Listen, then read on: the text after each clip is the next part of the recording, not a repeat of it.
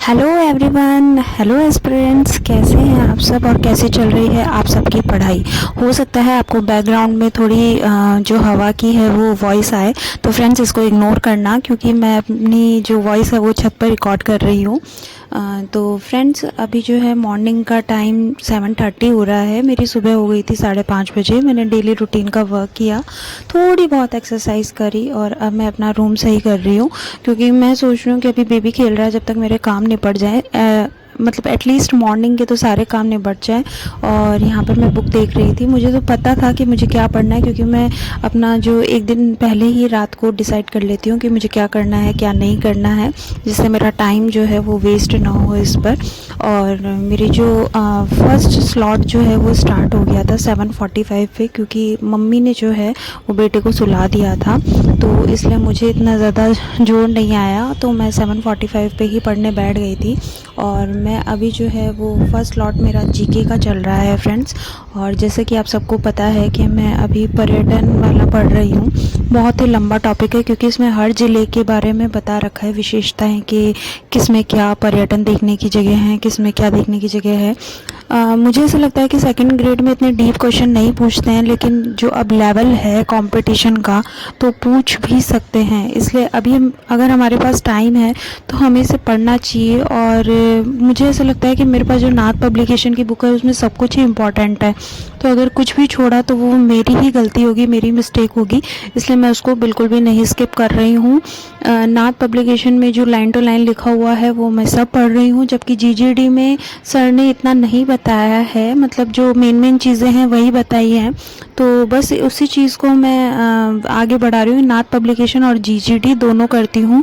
अभी नाथ पब्लिकेशन से मैं पढ़ रही हूँ, उसके बाद में जब भी मैं कोई हाउस होल्ड का वर्क करूँगी तब मैं जीजीडी सर के वीडियोस जो है उनको सुन लूँगी।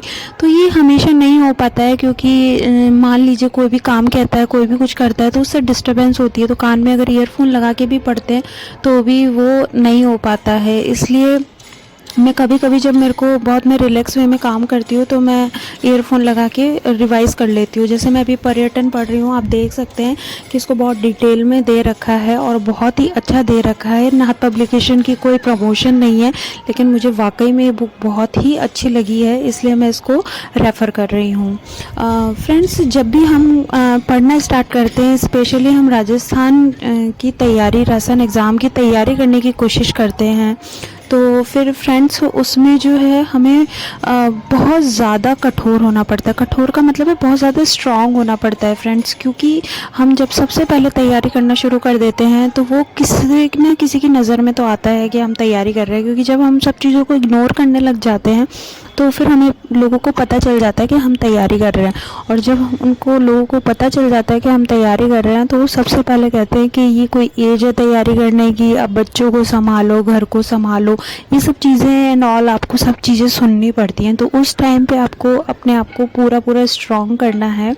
और फ्रेंड्स अगर आप सभी चीज़ों को सुनेंगी, सब चीज़ों को अपने दिमाग में बिठाएंगी, तो मुझे नहीं लगता कि आप पढ़ाई कर पाएंगी और पढ़ाई के बारे में सोच पाएंगी।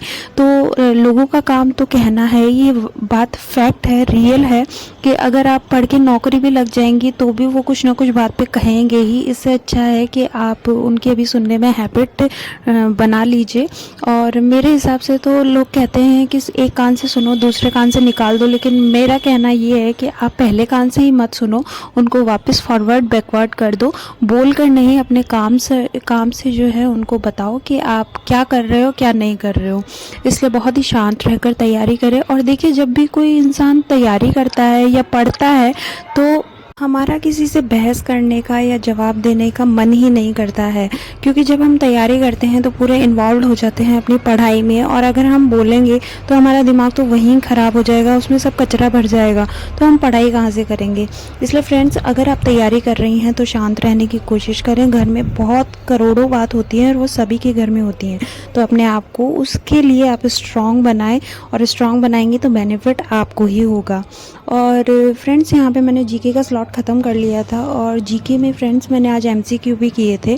तो मुझे ऐसा लगता है कि हम जितना टाइम पढ़ने में कर लगाते हैं उससे कहीं ज़्यादा हमारा एमसीक्यू में लगता है, क्योंकि उसमें हम चारों ऑप्शन बहुत ही मतलब डिटेल में पढ़ते हैं और फिर उसका आंसर लगाते हैं तो हमें बहुत ज़्यादा टाइम लगता है। तो आप कोशिश कीजिए कि आप MCQ ज़्यादा से ज़्यादा करें और उसको ज़्यादा से ज़्यादा टाइम दें।